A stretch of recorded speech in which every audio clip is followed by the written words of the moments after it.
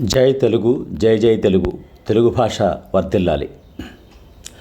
ఈరోజు వేమన శతకంలో మరో పద్యాన్ని చూద్దాం. గంగగోవు పాలు గంటెడైనను చాలు, కడవడైన నేమి ఖరము పాలు, భక్తి కలుగు కూడు పట్టెడైనను చాలు, విశ్వదాభిరామ వినురవేమ. శ్రేష్టమైన ఆవు పాలు కొంచెమైనప్పటికీ శ్రేష్టమైనవి.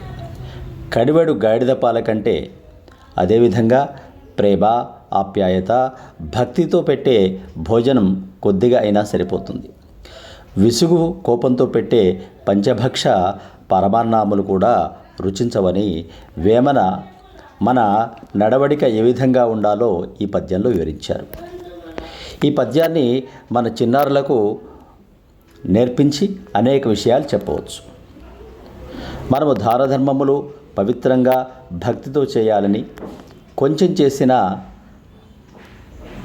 అవి గొప్పవనే విషయం వారికి చెప్పాలి. అలాగే ఈ పద్యంలో గంటెడు, కడివెడు, పట్టెడు అనే పదాలు కొలతలకు సంబంధించినవి. గంటెడని, కడివెడని, పట్టెడు చేతిలో పెట్టేవని వివరించవచ్చు.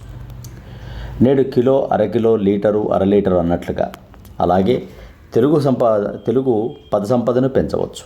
ఖరము అంటే గాడిదని, కరము అంటే చెయ్యి అని, ఖ, క అక్షరాలు మార్చి వ్రాస్తే, పలికితే భాష ఏ విధంగా మారిపోతుందో వివరించవచ్చు.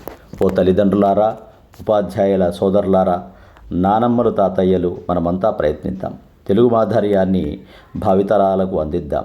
తెలుగు భాషను పరిరక్షించుకుందాం. జై తెలుగు, జై జై తెలుగు.